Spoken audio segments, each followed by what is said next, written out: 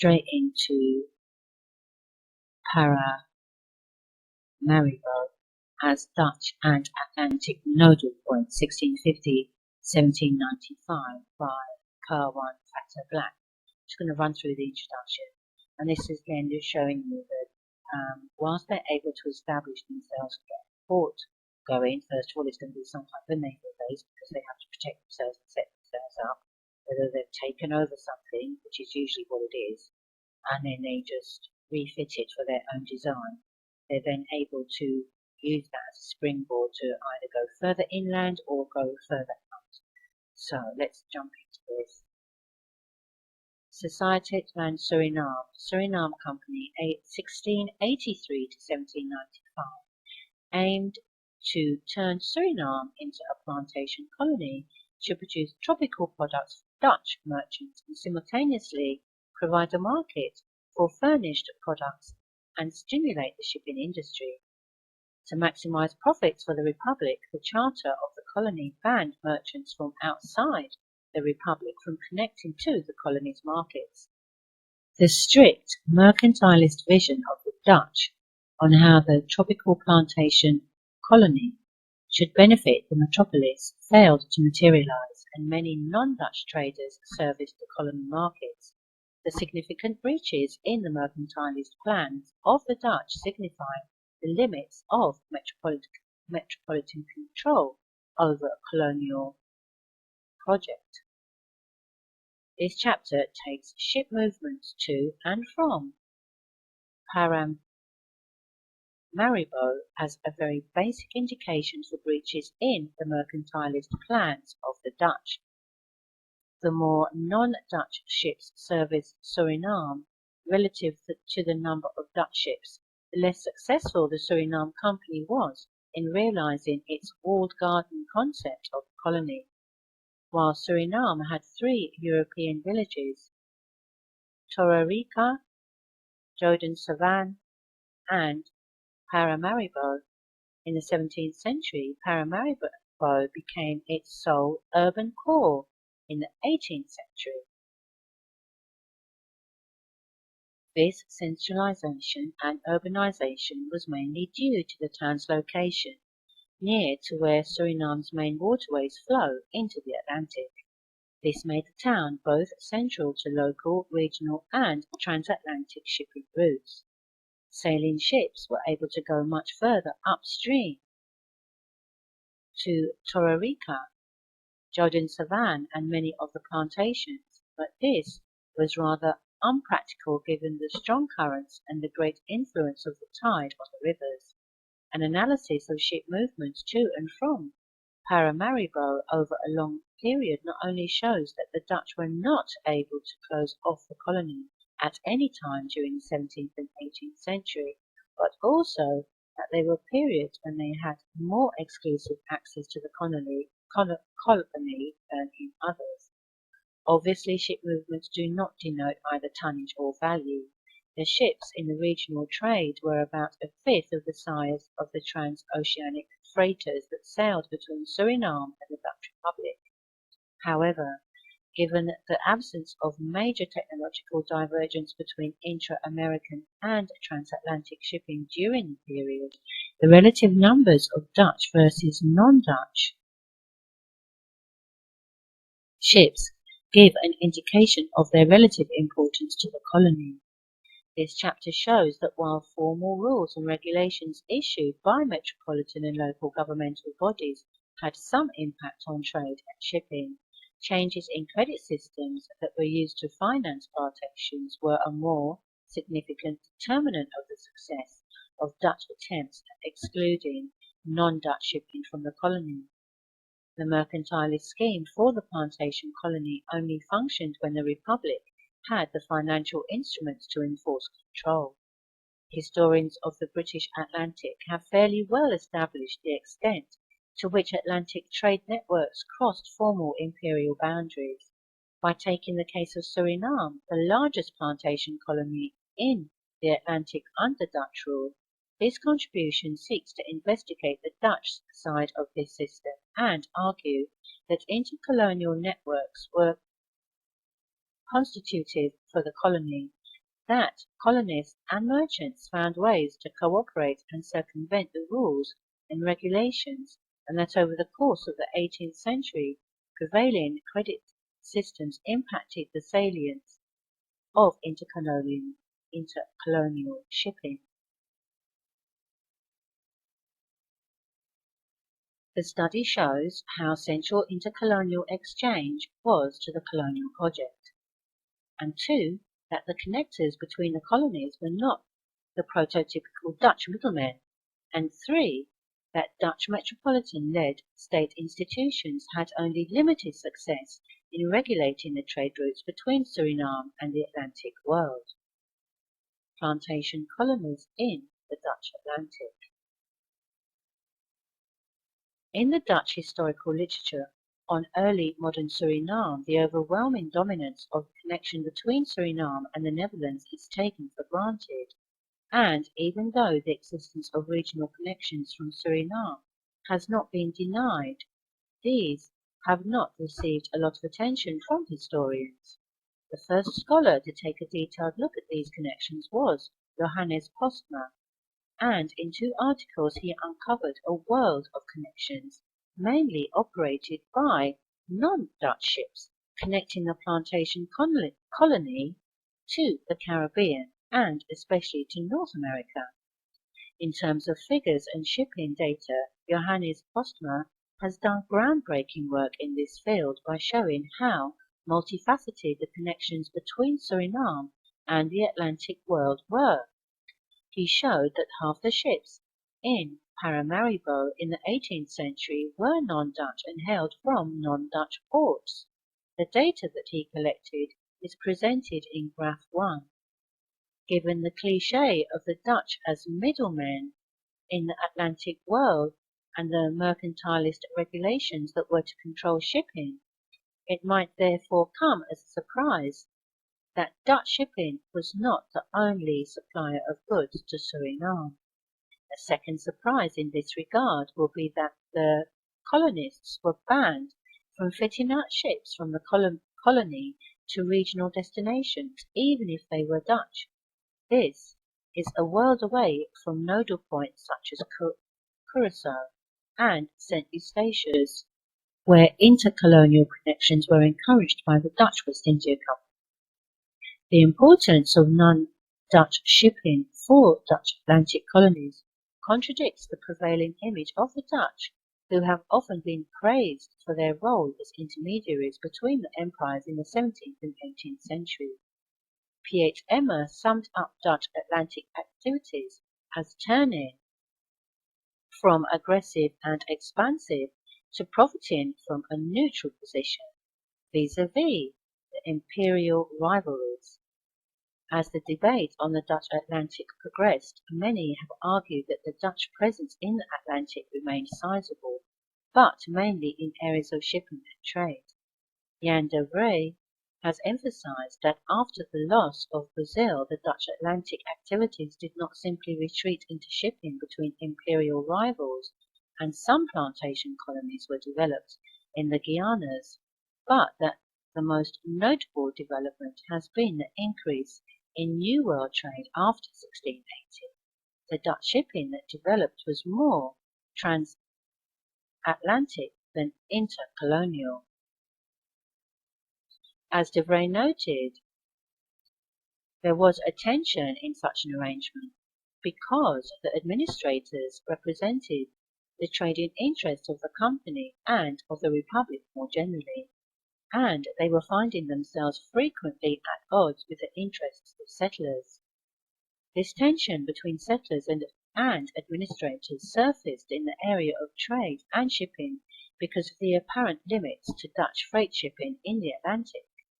This limit was a new problem to the Dutch, for, as Christian Koop discusses in this volume, the Dutch had been the ones providing cheap and versatile shipping services to the nascent English colonies in the Atlantic world. In the late 17th and 18th century, Dutch actors remained eager to ship products across the ocean. They became unable or unwilling to profitably service the short shipping lines between American colonies that were needed to provision daily supplies or haul low-value bulk goods, such as molasses.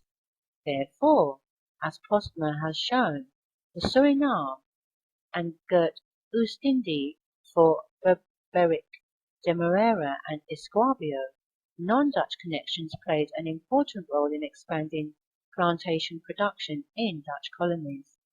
The result of this was that the Dutch colonies in the Atlantic had a nodal character. They were places where actors from a range of European and colonial backgrounds came to organize their business, despite metropolitan restrictions.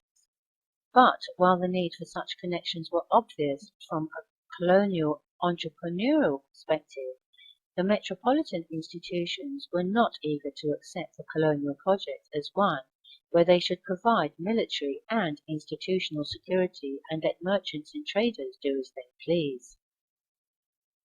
Suriname was not ruled by the WIC alone.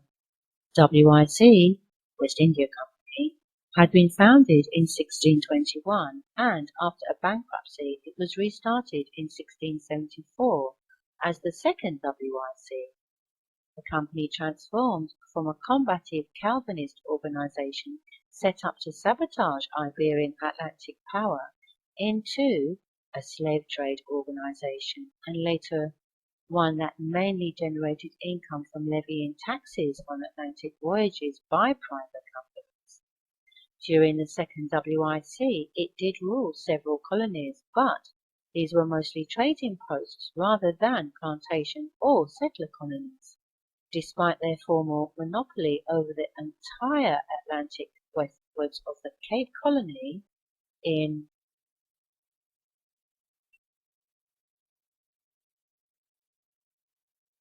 southern Africa, they outsourced the setup and management of plantations to private companies. One of these was the Suriname Company, which was chartered by the Dutch States General and consisted of 3 parties who all had an equal share and delegated directors to oversee the colony. The 3 parties which made up the Suriname Company in 1683 were the WIC, the city of Amsterdam, and the family Eersen van Sommelsdijk. That part. That last party sold their share in the company in 1771, after which WIC and Amsterdam both owned half the colony. So we can see here now what we're seeing is the setting up of what we know today as the fiat system, because all of a sudden these guys are not actually dealing with any products or services. They are offering a service so that you don't necessarily have to make those connections. They're saying, hey, never mind about talking to your buyer. I'll talk to your buyer. I'll negotiate things for you. Buyer, seller, one man in the middle, and he's facilitating all of this, so he's making it easy to exchange the money, everything. This is like the rising up of what we call the manager class. The Suriname Company had a different aim than the WIC had in the Atlantic. The directors bore the responsibility for striking a balance between gaining revenue from tax, shipping, as well as privately owned plantations, and to simultaneously guarantee that there was a profit business climate in which plantations could prosper. This meant that the planters should be provided with capital, land, labour, and protection. At the same time, the colony was set up with the idea of benefiting the Dutch Republic as a whole by increasing the shipping, trade, and power of the Republic. The charter of the colony of Suriname covered all these areas and created a general outline that was followed for much of the period between its inception in 1683 and the disbanding of the Suriname Company in 1795. The central ordinance that is of importance here is Article 11 from 1682 Charter, which reads that the trade and navigation on the aforementioned colony, Suriname, shall only take place directly from this country, the Republic. Fruits, wares, and produce are not allowed to go anywhere else than to this country. The same goes for the provisions needed by said colony. They can only come from this country and from nowhere else. The article in the Charter is clear in this respect, and for the directors this was not just lip service to the interest of their fellow countrymen. The first governor who ruled the colony for the Suriname Company reported in his letters that he indeed tried to prevent non-Dutch ships trading in the colony. Also, in the following decades, several committees discussed how to preserve the 12th article of the Charter despite infringement by North American vessels. In the end, Article 12 did not hold, and the Suriname Company directors moved to issue a bylaw in 1704 that allowed limited trade by non-Dutch captains. The Suriname Company did maintain the ban on Suriname-based regional trade until 1783, when the Fourth Anglo-Dutch War, 1782 to 1784, forced the colonists to rely on regional supply lines, and they were allowed to fit out their own vessels. The Suriname Company clearly had a rather different stance on intercolonial trade in the Caribbean than did the WIC. The Suriname Company attempted to close off the connection between Suriname and regional ports, but over time they had to cave in and issued regulations allowing limited intercolonial and inter-imperial trading. Can you see how that just doesn't make sense? Look where Suriname is and look where Amsterdam is. And you're saying we can only trade backwards and forwards with each other. Never mind about anywhere else in the world. Whatever you need on your island, you can only get it from us. That is just so ridiculous. I mean, apart from making stuff ridiculously expensive, from the point of view of logistics. You know, okay, if you're a foreigner living on the island and you're directly looking for goods from Amsterdam, that's different. But to say you can only get our stuff is silly. So what, you're going to ship stuff from Suriname to Holland and then back again? Connections across intercolonial beginnings. Connections across imperial borders in the Atlantic world were not only common, they were constitutive of Dutch efforts to settle on the wild coast. Not a single Dutch Guyanese settlement would have grown and blossomed without creating ties to other non-Dutch colonies and relying on the resources available under the formal rule of other empires and states operating in the Americas. Healthy colonists were one such resource. The disease environment on the wild coast deteriorated with the arrival of forms of malaria in the 17th century. Colonists who had spent and survived a first year in the tropics were therefore much sought after resource, and conflicts arose between the Dutch and the English over retaining colonists once the colony had changed hands. Much of the Dutch experience with sugar planting, enslavement, and colonial trade had its origin in the short-lived experience in Dutch Brazil from 1630 to 1654. The exodus of Jews and Dutch during the Portuguese reconquest of Brazil resulted in a dissemination of experienced colonists throughout the Atlantic. By a myriad of routes, some of these people ended up in Suriname and other Caribbean colonies. I have to rewind. Much of the Dutch experience with sugar planting, enslavement, and colonial trade had its origin in the short-lived experience in Dutch Brazil, 1630 to 1654. The exodus of Jews and the Dutch during the Portuguese reconquest of Brazil resulted in a dissemination of experienced colonists throughout the Atlantic. Reconquest? How many times are you going to come and conquer us?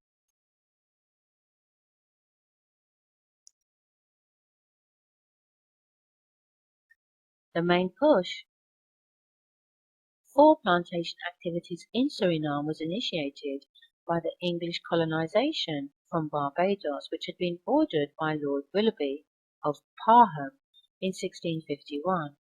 Later, Suriname was taken from the English by the States of Zeeland under the leadership of Abraham Crinson in 1667, when in 1668 the English planters who had remained in Suriname requested from the Zealanders the right to continue trading with Barbados.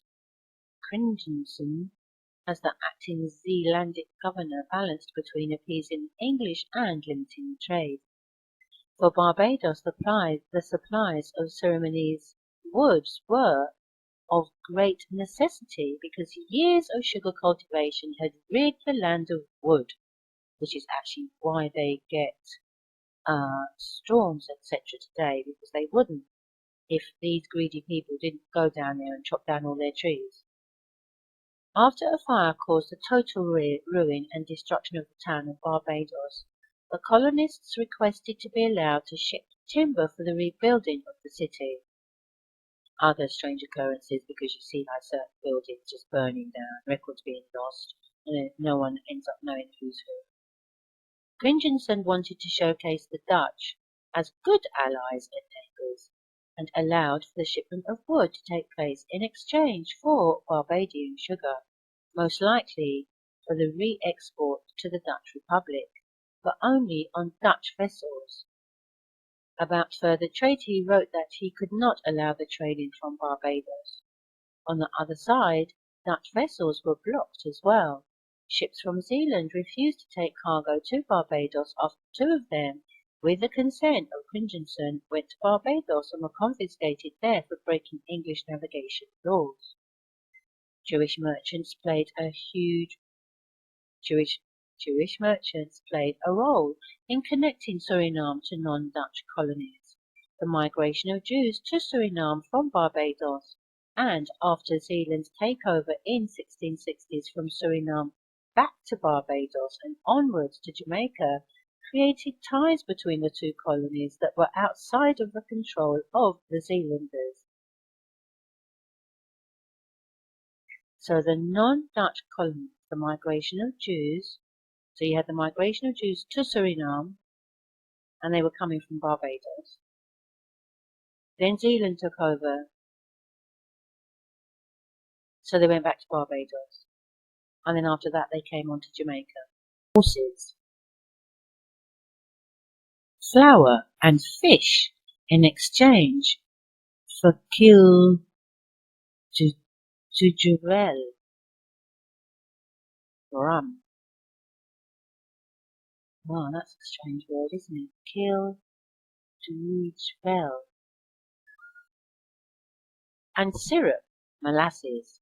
Lichtenberg was tempted by the idea and asked Enrico de Caceres to contact his correspondents in his name to see if such could be organized, because that would be very important for the sugar mills in Suriname and greatly increase the exchange of goods between both places.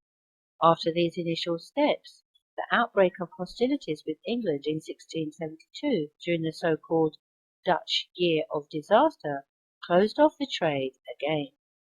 In that year, several European states invaded the Dutch Republic, and the trade between Suriname and Barbados, or any other English port for that matter, was hampered. That was 1672, yeah? The lack of intercolonial and inter-imperial contacts in the Zealandic period of the colony might partly explain the lack of success the Zealandic colonists had in developing Suriname. The hostilities in Europe not only impacted the intercolonial exchanges, but also strained the transatlantic shipping connections. The prolonged conflict of the Dutch with the combined forces of indigenous Caribs and Arawaks, and on occasion helped by Africans, Iberians, Portuguese, that broke out in the late 1670s strengthened the need of the colonists to re-establish a regional connection to acquire supplies to be able to combat the indigenous assailants.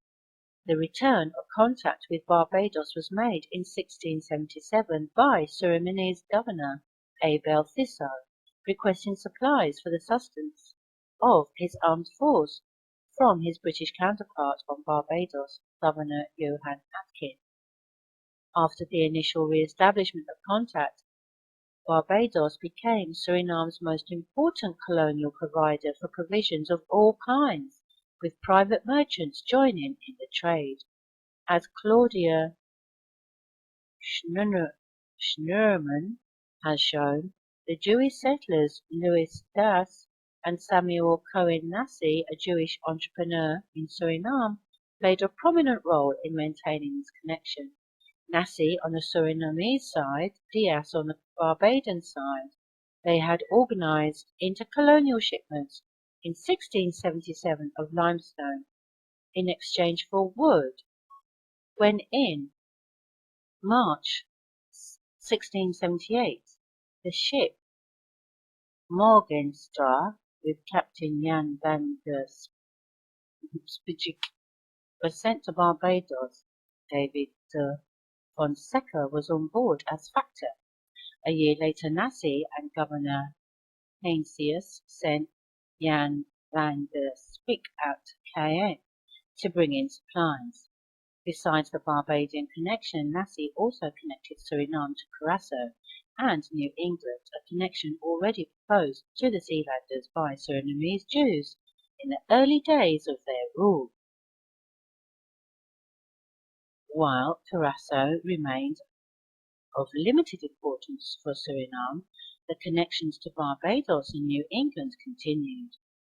In 1680, Nassi's ship, the Trent, sailed the triangle New York, Suriname, Barbados.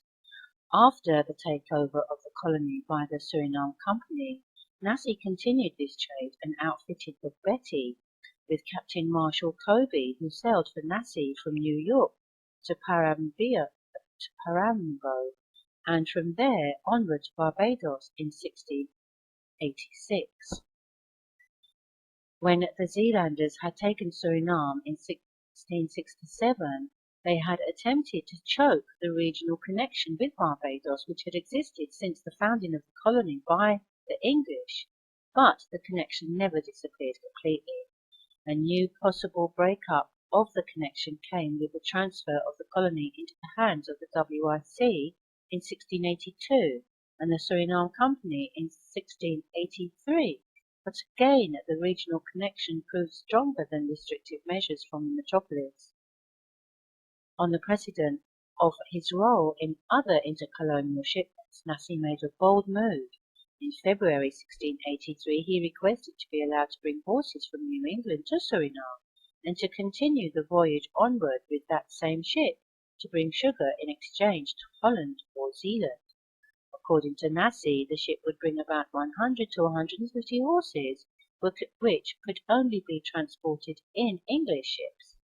The sugar to be shipped to Holland or Zealand was the payment for those horses.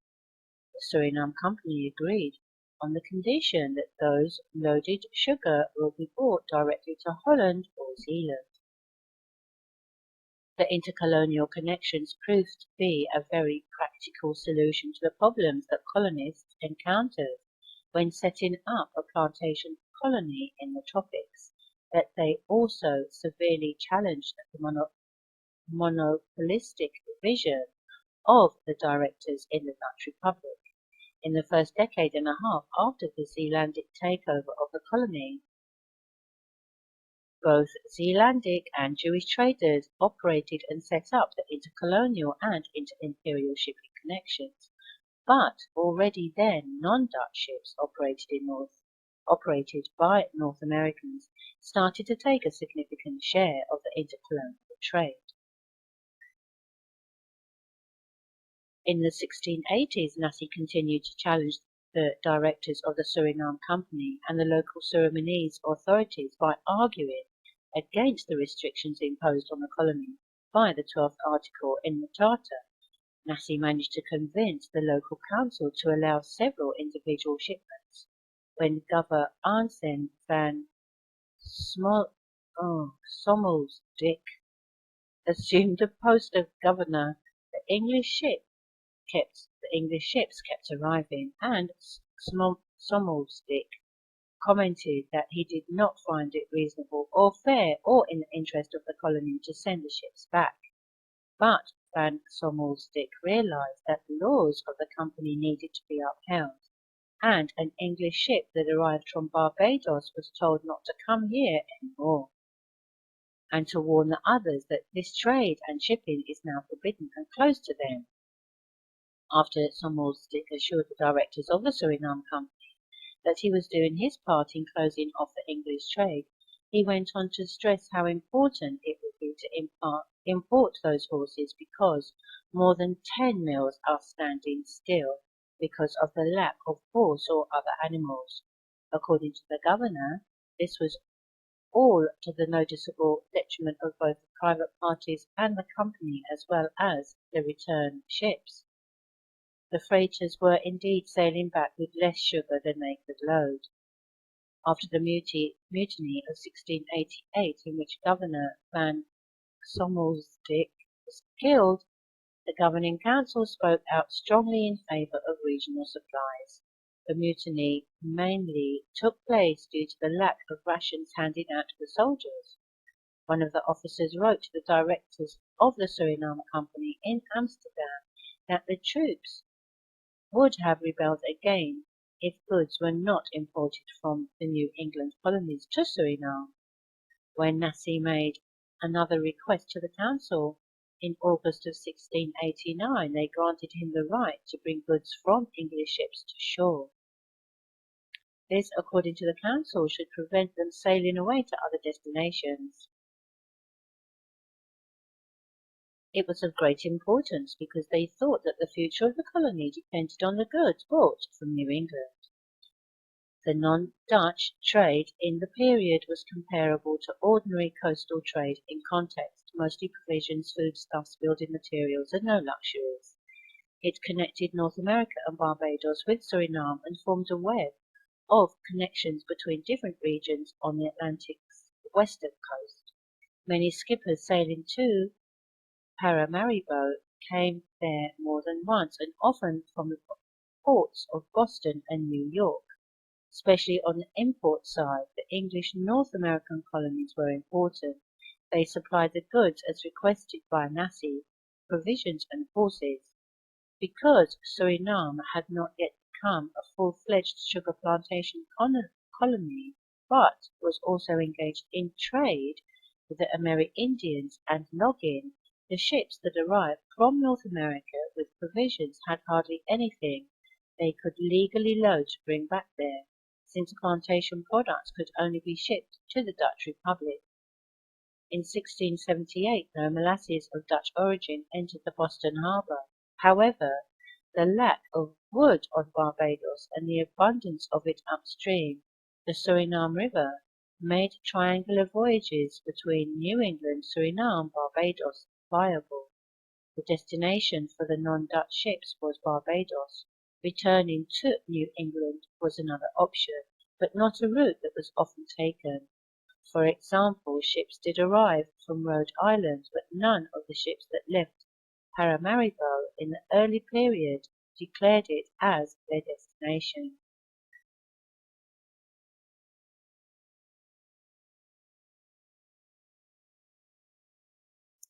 So we can see that they were really trying to sort of it's like a protectionist thing that they had going on, where it's almost like they're punch drunk.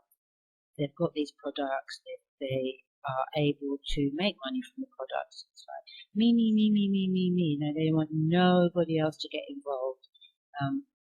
I don't think we need to go into all the pages that he talks about it. We'll just go into credit shipping because we're very much looking at social constructs and how they were able to take over trade and the way that it was done. So, credit and shipping. While the directors of the Suriname Company failed to prevent non-Dutch shipping to and from Suriname, The changes in the credit system did, for a time, successfully promote Dutch shipping at the expense of the New Englanders. At the beginning of the 18th century, Suriname was no longer a precarious colony in a tropical borderland, but it had consolidated both inland as well as in terms of its shipping connections. The non-Dutch trade, the bilateral freighting between the Republic and Suriname, as well as the slave trade, became more dependable in the decades following the War of the Spanish Succession. In this period, the Surinamese plantation economy also began to grow quickly. This growth depended on the forced labor of enslaved Africans who were shipped across the Atlantic by Dutch slave traders. The buying of an enslaved laborer was a transaction involving a complicated transatlantic credit system. When the slave trade was still the monopoly of the WIC, the system was still relatively clear. When buying a slave, a plantation manager would either pay in kind or enter into debt with the company. The WIC had an arrangement whereby the plantation owners would pay for the enslaved in 3 installments. The WIC therefore carried much of the debt of the Surinamese plantation owners. The WIC carried this debt as part of the expenses to support the Dutch activities in the Atlantic and the WIC's obligation to deliver sufficient numbers of enslaved laborers to Suriname. When the slave trade was liberalized and free market slave traders began to supply Suriname with captive workers, this system changed.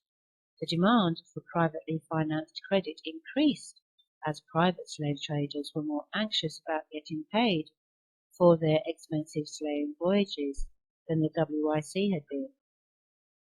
After roughly 10 years of free slave trading during the 1740s, debt of the plantation owners had risen so excessively that the system was in danger of grinding to a halt. To revive the slave trade and the plantation economy, an Amsterdam banker devised a credit scheme whereby investment funds called negotiati would bundle capital from multiple investors and extend loans to various plantations. Sounds a bit like what we have today. Without going into the obvious problems with such a system and the inevitable bubble and subsequent collapse that followed, it suffices to sketch the timeline of that development. In 1753, the first negotiati was founded, which brought up debt from planters with capital investment primarily by the Amsterdam banker Gideon Dietz.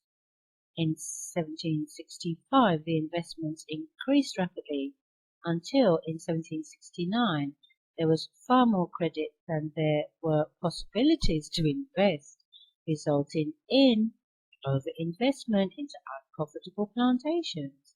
So these guys have been trying to really just been running a fiat system ever since they tried to take over trade, ever since they took over trade. In 1773, the bubble burst and investors came to reconsider the inflated expectations of plantation-based profits despite the ensuing caution by investors. Investment continued well into the 1770s, but stopped in the 1780s. Over the period, roughly 36 million Dutch guilders had been invested in Suriname. Despite the bad reputation of the credit system as being the cause for the decline in plantation profits, it did result in a massive expansion of the plantation system. That sounds like a virus, though. And it influenced the business model by which plantations were run. When we follow the trends in shipping in figure 2.1, the result of the negotiati on Dutch and non-Dutch shipping is clear.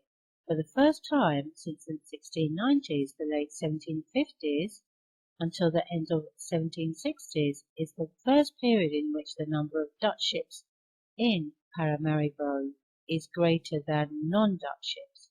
This continues in the second half of the 1770s until the outbreak of the Fourth Anglo-Dutch War.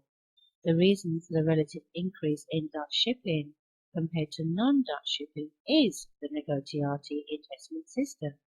The funds had a major influence on the supply lines the plantation managers could use to acquire provisions. The investment fund director extended credit on the basis of the tropical products that the plantation managers could send across the Atlantic to the Dutch Republic. But in the organization of the funds, these directors also demanded to supply the provisions to the plantations, taking a handsome commission, to ensure that the plantation managers followed the instructions of the investment fund, so-called agendarecen, were placed in Paramaribo, controlling the individual plantations within their fund, greatly diminishing the autonomy of plantation managers to organize their business. While the molasses trade certainly continued during this period, it is evident from the shipping figures that Dutch shipping to and from the colony increased. The relatively high level of Dutch compared to non-Dutch shipping came to a definite end around the Fourth Anglo-Dutch War. By then, the negotiates no longer expanded at any great rate. Many plantations had gone bankrupt, and their management centralized into the hands of several large funds. The outbreak of the Fourth Anglo-Dutch War was not only coincided with the fizzling out of new investments by the negotiates, it also impeded the Dutch control of the seas as discussed by Oostindie elsewhere in this volume. At the same time, the star of the newly independent United States was rising, and the Americans were quickly expanding their naval and merchant fleet, both in the Atlantic as well as the Mediterranean, Pacific, and Indian Ocean. While Dutch shipping and export did revive after the Fourth Anglo-Dutch War, the New England ports had taken a position as freighters in the Atlantic world. They no longer just serviced the connection between North America and Suriname. They had also started to ship sugar between Suriname and Amsterdam, and in the 1790s became the colony's most important supplier of enslaved Africans. So just to conclude now about the networks. Non-Dutch shipping was a constant and elastic factor in the colonization of Suriname. The small vessels of the North Americans quickly adapted to the changes in the market conditions, while the Dutch had been renowned for operating in intercolonial and inter-imperial circuits in much of the 17th century. Non-Dutch shipping clearly became instrumental to the colonization of Suriname in the late 17th century. It increased in importance after the founding of the Suriname Company in 1683 and defied the mercantilist restrictions that this company imposed. It remained an important factor throughout the expansion of Suriname's plantation system.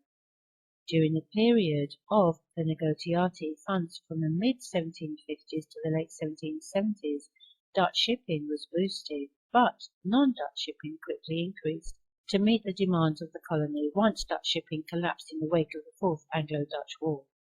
The issue of regional exchange came up almost immediately after the Zeelanders taken over the colonies in 1667. The response of Abraham Christensen, who had captured the colony for the Dutch, was to block non-Dutch shipping to and from Suriname. However, lack of food and supplies made successive governors more benevolent when it came to non-Dutch shipping with English colonies. The Third Anglo-Dutch War of 1672 to 1674 cut the connections short, but these were resumed quickly after hostilities ceased, and the Surinamese colonists were in great need of provisions.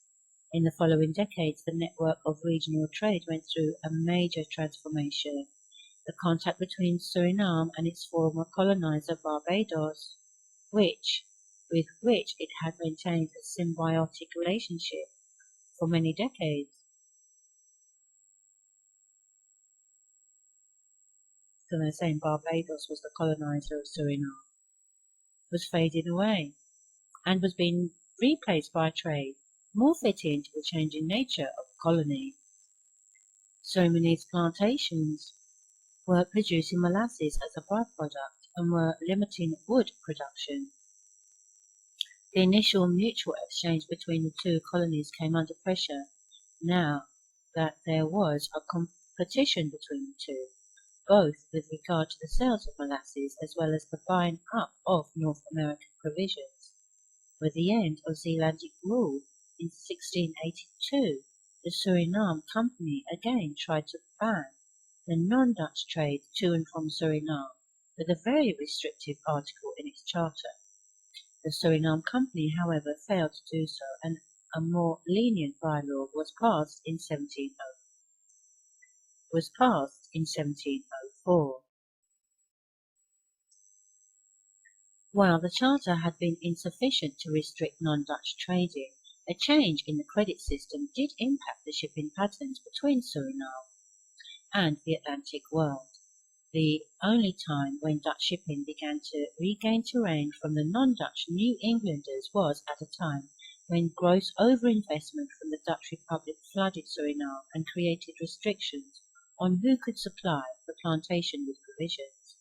The managers of the investment funds extended credit on the precondition that they would not only receive a plantation's products but also exclusive rights to sell the plantation the provision it needed. In the end, the credit system collapsed during the 1770s, when at the beginning of the 1780s Dutch shipping entered troubled waters during the Fourth Anglo-Dutch War. New Englanders quickly took much of the shipping to and from the colony. The production of sugar, coffee, cacao, and other tropical products on Surinamese plantations for the European market relied on land, labour, capital, and military protection. Capital came in the form of Dutch investment, labour through the enslavement of Africans, or so they said. The Portuguese, Iberian, Spanish, Sephardi Jews that were running away from, so they say, religious persecution, and land primarily through the conquest and subsequent defence of Suriname by Dutch armed forces. However, this chapter has shown that regional intercolonial and often inter-imperial supply lines were fundamental to sustain colonisation efforts in Suriname. Despite their reputation, the Dutch conceded their position as successful middlemen in the later decades of the 17th century to captains and merchants based in non-Dutch colonies. During the 18th century, the New Englanders were able to provide provisions at competitive prices to the plantation managers in Suriname, while the Dutch focused on the transatlantic shipping of tropical products. Dutch shipping did increase its relative importance to the colony in the 1760s and the 1770s, but only based on a phenomenal investment of Dutch capital. Once Dutch power at sea was severely challenged by the British, New England captains decidedly took over Suriname's shipping connections by the 1790s.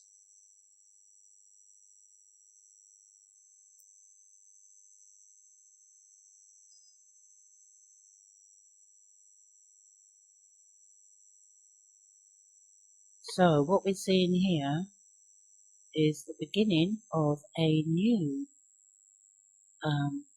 system, basically. We're looking at these guys circumnavigating the system that was there already and establishing and forging new connections, new trade routes, new lines. Now, that was either because there was some kind of a collapse in the system that was already there. And I have a funny feeling that it's got a lot to do with the New Madrid. Alright, thanks a lot for sticking with me. I know I seem to have a bit of a problem saying Paramaribo. That's actually because Paran is in the Bible, and the whole word para could almost make another show, but that is another show. What we're really noticing here, though, are some patterns. the Dutch are referring to the islands. They're using certain reference points to refer to the islands, which are in themselves quite interesting. They actually switched up their mode of operation as well, when they realised that they had to rely on other traders regardless of their country of origin. They also changed up their operation to start offering services like banking, investments, cheap loans, etc. And it would seem as if from the minute they took it over, they were actually setting up a false matrix over something that had actually been based on something real, because